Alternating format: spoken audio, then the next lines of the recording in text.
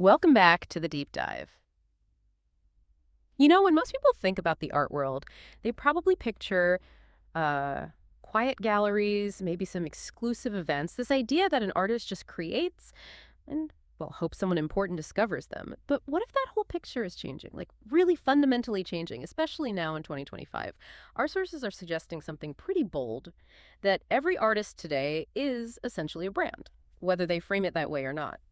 So today we're going to dig into how artists, especially here in New York City, are really leaning into this. They're not just makers anymore.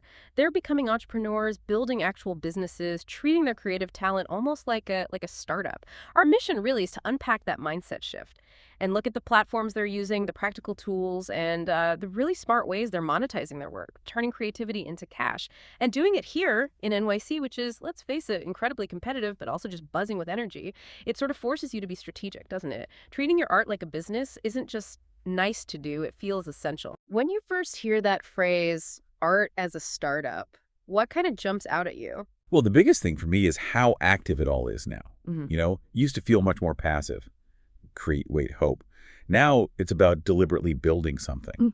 It's not just about having talent anymore, though of course that matters. It's about how you package that talent, how you present it, how you strategically get it out there in this super crowded world. That's such a key point, the active part. And before you even get to the how, like which platform or how to price things, our sources really stress that the first step is internal. It's changing how you see yourself, right? As the artist. That changes everything else that comes after. Precisely. Yeah. The old model was all about gatekeepers, galleries, critics, big collectors. They did the choosing, but now it's flipped. Artists are choosing themselves. You're not just making art in a vacuum. You have to consciously build a brand, think about your visibility, be consistent, tell a story around what you do. It really is like being a founder. What's your angle? Who are you trying to reach, not just as viewers, but as potential supporters, people who'll stick with you? And the big one, how do you make money from this in a way that feels right, authentic, without feeling like you're just selling out your core ideas? Ah, yes, the selling out question. It always comes up, doesn't it? How to monetize, but keep your soul. And you can't really do that effectively if nobody knows you exist, so visibility is huge. Let's talk platforms. NYC has this really interesting mix, this sort of physical and digital energy that the sources say is pretty unique. It's clearly not just about physical galleries, but it's not purely online either. That's exactly right. Digital is massive, obviously, but maybe not always in the ways people assume. Instagram, for example. Our sources see it less as a primary gallery for finished work and more as a place to show the process, the personality, the behind-the-scenes stuff. And TikTok, kind of surprisingly, is becoming a real engine for direct sales sometimes, like a mini documentary channel. We've heard stories an artist posts a cool time-lapse of a mural on TikTok, or maybe a reel on Instagram showing how they prep a canvas, and suddenly they get commissions, completely bypassing the old gatekeepers. Wow. Yeah. It's not just random posting. It's strategic, positioning yourself so people can find you and connect. And what's interesting in NYC is how artists use these global platforms for very local impact, too, like using Instagram stories to announce a last-minute pop-up show in Bushwick or directing followers to a studio sale during an art walk. They really leverage the city's density. That blend is fascinating. I read this one story, an artist literally started out selling small pieces from like a folding table outside a coffee shop. Greenpoint, I think. And then through a TikTok video of her sketching really fast that went viral, she ended up getting international orders within maybe a year. See? Perfect. It really shows that mix the street hustle plus the digital smarts. And when you're doing that, positioning yourself like that, you are building a brand. But branding, as our sources point out, it's not just your logo or website font, is it? It goes much deeper. It's about the story you tell. Defining your archetype almost. Yeah, what is the core story? That's a fundamental question. The brands that really resonate, whether they're selling art or coffee, they communicate something meaningful. So as an artist, you need to figure out, what's my visual language? What's my why?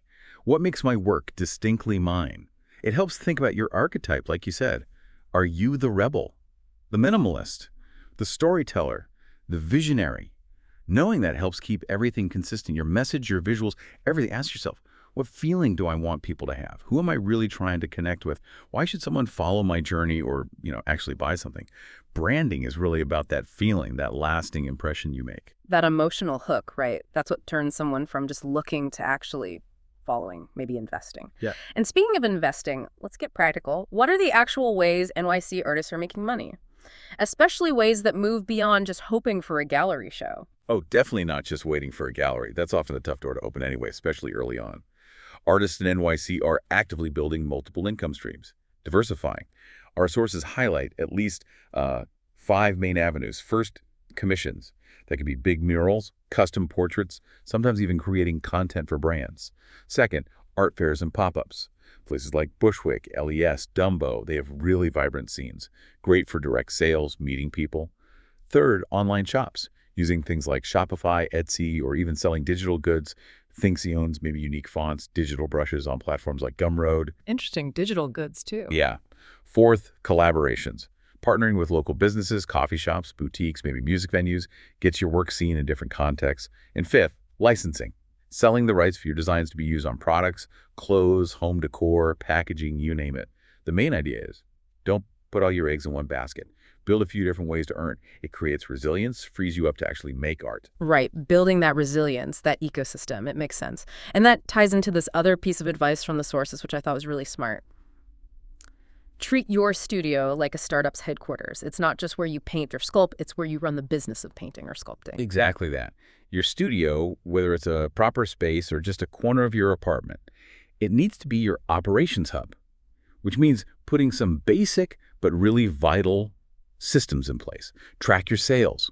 Always be collecting email addresses, build that list, maybe use simple tools like Notion or Airtable templates even to manage contacts or projects, and get into a rhythm of creating content, photos, videos, ideally every week, to feed those platforms we talked about.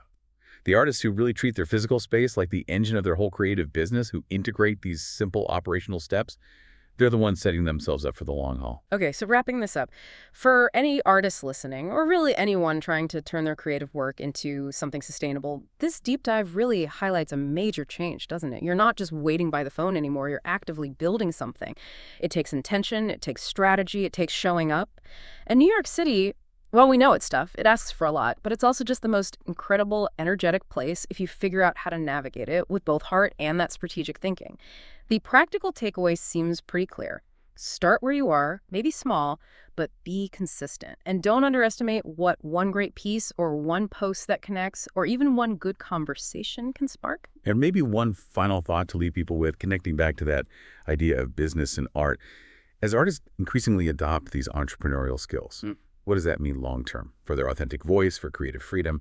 How might this need to, monetize effectively without compromising artistic integrity? How might that actually reshape what we even consider artistic success or integrity in the future art world?